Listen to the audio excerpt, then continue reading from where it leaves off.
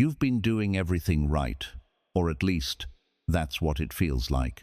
You water on time, you give sunlight, you try to care more, not less, and still, your plant is slowly slipping away. Not all at once, not in a way that shocks you, but in a quiet, almost invisible way, like life is slowly draining out of it. And that's the moment that confuses you, because you're not neglecting it, you're trying harder. But here's the truth that changes everything. Your plant is not dying because you didn't give enough. It's dying because it can't breathe. Right now, beneath that soil, there's a silent problem forming, a hidden layer, tight, compacted, blocking everything. Water goes in, but it can't move. Air tries to reach the roots, but it's cut off. And the roots, the part that keeps your plant alive, are slowly suffocating in a place that should have been full of life. And the most dangerous part is this: every time you try to help, you might be pushing it further into that trap. More water fills the last spaces of air. More fertilizer adds pressure to roots that are already struggling. So the plant doesn't recover. It sinks deeper, because the problem was never what you were adding. It was what was already blocking everything underneath. And once you see this, you can't unsee it. You stop looking at the leaves for answers and start understanding the truth buried below. Because what's killing your plant is not visible. It's silent, it's hidden, and it's happening right under your hands. 1. Your roots are dying, but you can't see it. When you look at a plant, your eyes go straight to the leaves. You notice the color, the size, the shine. You judge its health from what's visible, but the truth is, the leaves are just the result. They are not the source. The real life of your plant is happening in a place you almost never look, deep under the soil, where the roots are quietly working every second. That's where everything begins. That's where everything either thrives or slowly falls apart. And here's what most people never realize. Roots are not just drinking water like a sponge. They are alive. They are breathing. They need a constant flow of oxygen moving through the soil, tiny invisible air pockets that keep them active, strong, and able to grow. Think of it like this. If you were locked in a room with no fresh air, it wouldn't matter how much water or food you had. You would still struggle to survive. That's exactly what's happening to your plant. When the soil becomes too tight, too wet, or too heavy, those small air pockets begin to disappear. And the moment that happens, the roots start to suffocate. At first, nothing looks dramatic. There's no sudden collapse. No clear warning, just small, quiet changes. The roots stop spreading the way they used to. They lose their strength. They become soft, weak, and slowly begin to rot in places you can't see. And because all of this is happening underground, you don't react to it. You keep focusing on the surface. You see the leaves losing color, so you add more water. You see slow growth, so you add fertilizer. But the problem was never above. It was always below. Every extra drop of water fills the space where air should be. Every delay in fixing the soil gives the roots less and less chance to recover. And slowly, the plant enters a state where it's not fully alive, but not completely dead either. It's stuck, struggling to breathe in a place that no longer supports life. And the hardest part is this: by the time the leaves clearly show something is wrong, the roots have already been suffering for a long time, because root damage doesn't shout, it whispers. It happens quietly, patiently, until one day, the plant can't hide it anymore. And that's when most people realize something is wrong. But by then, the struggle has already been happening beneath the surface for weeks, sometimes even longer. That's why understanding this changes everything. Because once you stop judging your plant from what you see and start thinking about what it feels underground, you begin to care for it in a completely different way. Not just feeding it, but allowing it to breathe. 2. The hidden barrier that's choking your soil. Beneath the surface of your soil, something is slowly forming. You don't see it, you don't feel it, but it's there, quietly building over time. A dense, compacted layer sitting just below where your eyes stop. And this layer changes everything, because soil is not supposed to be tight and heavy. Healthy soil is alive, loose, full of tiny spaces where water can move, roots can grow, and air can flow freely. But when that balance is disturbed, the soil begins to collapse into itself. Every time you water too heavily, the particles press closer together. Every time the soil stays wet for too long, it loses its structure. Every time there's no airflow, everything settles, tighter and tighter. And slowly, that soft, breathable environment turns into something thick and closed. A barrier, not a visible wall, but a silent one. When water hits the surface now, it doesn't travel the way it should. It either sits on top or gets trapped above that compacted layer. The deeper parts of the soil remain untouched, dry, lifeless.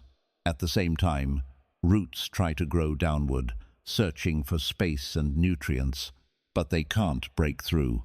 They hit resistance and stop. So, instead of spreading freely, they stay shallow, weak, and restricted. And then there's air. The one thing your plant needs the most becomes the one thing it can no longer access. That hidden layer blocks oxygen from moving through the soil. It seals the underground environment, turning it into a place where roots struggle to survive. And here's the part most people miss.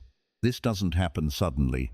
It builds slowly, day by day, watering after watering, until one day the soil is no longer what it used to be.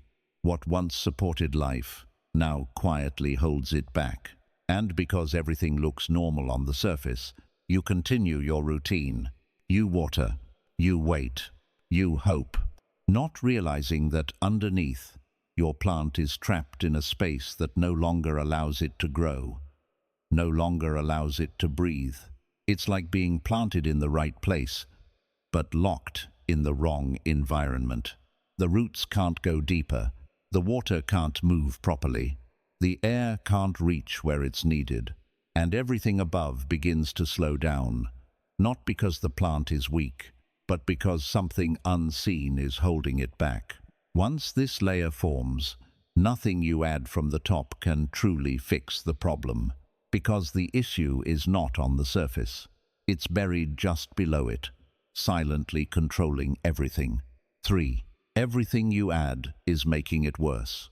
You see your plant struggling, and your first instinct is to help. You give it more water. You adjust the sunlight. You add fertilizer, hoping it will bring the plant back to life. And on the surface, it feels like you're doing the right thing. But here's the truth that most people never hear. When the soil can't breathe, everything you add becomes pressure. Because the problem is no longer about what the plant is missing. It's about what the environment can no longer handle. Think about what's happening underground. The soil is already tight. The air spaces are already gone. The roots are already struggling to survive. Now, when you pour more water, it doesn't flow through freely. It gets trapped. It fills the very spaces that were supposed to hold oxygen. And instead of giving life, it slowly drowns the roots. The soil stays wet for longer than it should. The roots stay surrounded by moisture, with no air to balance it. And that's where damage begins to spread faster. Then comes fertilizer. You think the plant needs nutrients, strength, a boost. But stressed roots cannot absorb nutrients properly. They're not in a condition to take anything in. So, instead of feeding the plant, The fertilizer sits in the soil, building up, creating more stress, sometimes even burning the weakened roots. And now the plant is dealing with two problems at once: no air and too much input. Even the smallest actions start to add weight. You water again because the leaves don't look better. You add more nutrients because growth has slowed. But every time you do that, you're working against what the plant actually needs, because the plant is not asking for more. It's asking for relief. It's asking for space. It's asking for air. And until that is restored, nothing you add will truly help. This is where the cycle becomes dangerous. You care more, so you do more. But the more you do, the less the plant can handle. And slowly, without realizing it, your effort turns into overload. The plant doesn't recover. It declines, not because you didn't care enough, but because the environment was already overwhelmed. Sometimes the hardest truth to accept is this: growth doesn't always come from adding. Sometimes it comes from stopping, from stepping back, from removing what's blocking life, instead of trying to force it. Because once the soil loses its ability to breathe, everything you pour into it, no matter how good, becomes too much. And the plant doesn't need more from you in that moment. It needs you to understand what's really going wrong beneath the surface. 4. Your plant has been warning you for weeks. Long before a plant starts to collapse, it begins to speak, not in words, but in small, quiet changes that most people overlook. And the truth is, your plant has been sending signals for weeks. You just didn't know how to read them. At first, the signs feel harmless. A leaf turns slightly yellow. You assume it's normal. Growth slows down a little. You think it's just the season. The soil looks a bit heavier. You don't pay much attention. Nothing feels urgent. But these are not random changes. They are early warnings. Because when roots begin to lose access to air, the plant can't function the same way anymore. Water is still there, sometimes even too much of it. But without oxygen, the roots can't absorb it properly. So the plant begins to show confusion on the surface. Leaves may turn yellow, even though the soil is wet. Some leaves may feel soft, weak, almost lifeless. Growth becomes slower, uneven, like the plant has lost its rhythm. And then there's the soil itself. Water doesn't sink in the way it used to. It sits on the surface for longer, or drains unevenly. If you touch the soil, it may feel dense, heavy, almost compacted.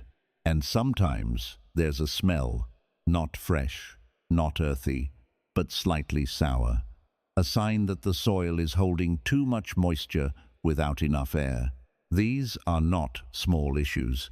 They are clear signals that something underground is no longer working the way it should. But here's where most people get trapped. These symptoms look similar to other problems. Yellow leaves? You think it needs nutrients. Slow growth? You think it needs more sunlight. Dry-looking topsoil? You add more water. So, instead of solving the problem, you respond in a way that makes it deeper, because you're treating the signs, not the cause. And every time you misread those signals, the plant loses a little more strength. The roots become weaker, the soil becomes tighter, the airflow becomes even more restricted. And all of this is happening quietly, day after day, until one moment it becomes visible enough that you can't ignore it anymore. That's when people say, "My plant suddenly got worse." But it wasn't sudden. It was building. It was warning you, again and again, in small ways that were easy to miss. That's why understanding these signals changes everything. Because once you learn to see them early, you don't wait for damage to spread. You don't react at the last moment. You start listening before the plant reaches its limit. Because your plant doesn't fail without telling you. It whispers first. And the sooner you hear those whispers, the easier it becomes to bring everything back into balance. 5. Remove the block and watch life return. There comes a moment where you realize the solution is not about doing more. It's about removing what's been holding everything back. Because once the soil is tight, once the air is gone, once the roots are struggling, nothing you add from the top will truly fix it. The plant is not asking for more water. It's not asking for more fertilizer. It's asking for space. It's asking to breathe again. And the moment you shift your focus from adding to releasing, everything begins to change. You start loosening the soil gently, breaking that compacted layer that formed over time. You allow the trapped water to move again, instead of sitting and suffocating the roots. You create small spaces, invisible to the eye, but powerful enough to bring oxygen back into the system. And something almost immediate begins to happen. The soil feels lighter. It stops holding that heavy, lifeless weight. Water no longer sits on the surface. It flows, it drains, it balances. And underground, where you still can't see clearly, the roots begin to respond. They start receiving air again. They begin to heal. Slowly, quietly, they find space to grow, instead of being stuck in the same place. This is not an instant transformation. It's a return to what the plant needed all along. And then, after some time, you begin to notice it above the surface. The leaves look stronger. New growth appears, fresh, alive. The plant starts standing with a kind of energy it had lost. Not because you forced it, but because you removed what was suffocating it. That's the difference most people never understand. Growth is not always about giving more. Sometimes, growth is about taking away the pressure, the blockage, the restriction that was stopping life from moving freely. Because plants already know how to grow. They already know how to survive. They don't need to be forced. They need the right conditions. And when you restore those conditions, when you give the roots air, space, and balance, the plant doesn't just recover. It comes back stronger, more resilient, more alive than before. And in that moment, you stop guessing. You stop reacting. You start understanding. Because now you see the truth clearly. Your plant was never failing.